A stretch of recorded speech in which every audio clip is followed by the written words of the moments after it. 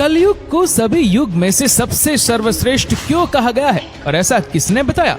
और कलयुग में सबसे बलवान व्यक्ति किसको माना जाएगा? लेकिन क्या आप जानते कि कलयुग में महाभारत जैसा एक और महायुद्ध भी होने वाला है? तो चलिए जानते हैं इस वीडियो में, तो वीडियो को अंत तक जरूर देखें। दोस्तों, हमारे सनातन धर्म में समय के कालखंडों को 4 युगों में बांटा गया है, सतयुग, त्रेता युग, द्वापर और कलयुग, जिसमें कलयुग को मानव जाति के लिए सबसे शापित युग कहा गया है। कहा तो ये भी जाता है कि जैसे जैसे कलयुग अपने चरम पर पहुंचेगा, हमारे समाज की हालत बद से बदतर होती जाएगी। लेकिन आपको जानकर हैरानी होगी कि प्राचीन समय में एक ऐसे महर्षि भी हुए जिन्होंने कलयुग को सभी युगों में सबसे सर्वश्रेष्ठ युग बताया। दोस्तों, कौन थे वो महर्षि? क्यों उन्होंने कलयुग को सर्वश्रेष्ठ युग बताया और उनके ऐसा कहने के पीछे क्या तर्क था? तो दोस्तों, यहाँ सबसे पहले तो आप ये जान लीजिए कि हम जिस महर्षि की बात कर रहे हैं उनका नाम है महर्षि वेदव्यास। उन्होंने ही कलयुग को सभी युगों में सर्वश्रेष्ठ युग बताया है। कथा के अनुसार एक बार ऋषियों की सभा में चर्चा हो रही थी कि कौन सा युग सर्वश्रेष्ठ है। कोई सतयुग, कोई त्रेता, तो कोई द्वापर को श्रेष्ठ बता रहा था। जिसके बाद सभी ऋषिगणों ने मिलकर समाधान के लिए महर्षि वेदव्यास के पास गए। जब सभी ऋषिगण महर्षि वेदव्यास की कुटिया के समीप पहुंचे तो उन्होंने देखा कि महर्षि व्यास जी गंगा में डुबकी लगाकर ध्यान कर रहे। कुछ समय बाद महर्षि व्यास ध्यान से उठकर जल में खड़े हो गए और फिर उन्होंने जल में डुबकी मारी और ऊपर आने पर युगों में कलयुग, वर्ण में शुद्ध और इंसानों में स्त्री श्रेष्ठ है, ऐसा जपने लगे। महर्षि को ऐसा करते हुए देख यहाँ ऋषिगण कुछ समझ पाते उससे पहले ही व्यास जी फिर डुबकी मारते और ऊपर आकर कहने लगे, शुद्ध तुम श्रेष्ठ हो और तुम ही धन्य हो।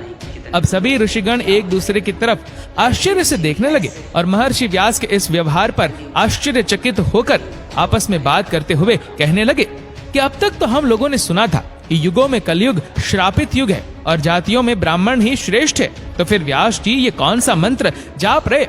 सर्वे ऋषि इसी पर सोच विचार कर रहे थे। तभी व्यास जी नदी से बाहर निकलकर अपनी कुटिया में चले जाते हैं और बाद में ऋषिगण भी उसके पीछे कुटिया में चले जाते हैं। और ऋषियों ने कहा, महर्षि, हम आपके पास एक समस्या के समाधान के लिए आए थे, लेकिन आप नदी में डुबकी लगाते समय इस मंत्र का जाप कर रहे थे। उस मंत्र ने हम सभी को आश्चर्य में डाल दिया है कि आखिर कलयुग सभी युगों में श्रेष्ठ कैसे हुआ? कृपया करके आप इसका जवाब दे। ऋषियों की बात सुनकर व्यास जी ने कहा, हे ऋषिगण, इसमें असमंजस की बात क्या है? मैंने जो भी कहा सत्य कहा। मनुष्य को जो फल सतयुग में 10 वर्ष तक कठोर जप तप करने से मिलता है, वही फल मनुष्य को त्रेता में 1 वर्ष में, द्वापर में 1 महीने और कलयुग में 1 दिन में प्राप्त हो जाएगा। इसी तरह जो फल सतयुग में त्याग, त्रेता में यज्ञ, द्वापर में देवार्चन से प्राप्त होता है, वही फल कलयुग में मनुष्य प्रभु के भक्ति और कीर्तन मात्र से प्राप्त कर लेगा। दरअसल कलयुग को ये वरदान प्राप्त है कि कलयुग में केवल श्री हरि का नाम जपने मात्र से जीव का कल्याण सुनिश्चित है। उसे मुक्ति के लिए अन्य किसी भी साधन की आवश्यकता नहीं है। इसी वजह से मैंने कलयुग को श्रेष्ठ कहा। इतना सुनने के बाद सभी ऋषिगण आगे वेदव्यास जी से कहते हैं, महर्षि, आपने नदी में दूसरी डुबकी लगाते कहा था कि कलयुग में शुद्ध श्रेष्ठ है। आखिर ये संभव कैसे है? समाज का सबसे निम्न वर्ण श्रेष्ठ कैसे हो सकता है? इस पर वेदव्यास जी कहते हैं, पहले ब्राह्मणों को ब्रह्मचर्य का पालन करना होता था, जिसके बाद वे अनुशासन एवं धर्म की मर्यादा में रहते हुए वेद शास्त्रों एवं मंत्रों का अध्ययन करते थे और इसके बाद ही वे अन्य वर्णों को मार्गदर्शन के लिए उन्हें धर्म ज्ञान देते थे। इस तरह से प्रत्येक ब्राह्मण अपने कर्तव्य का निर्वहन करते हुए उच्च पद को प्राप्त होते थे। लेकिन कलयुग में ब्राह्मणों में ये सभी गुण देखने को नहीं मिलेगा, इसीलिए वे सभी उच्च पद को प्राप्त नहीं होंगे।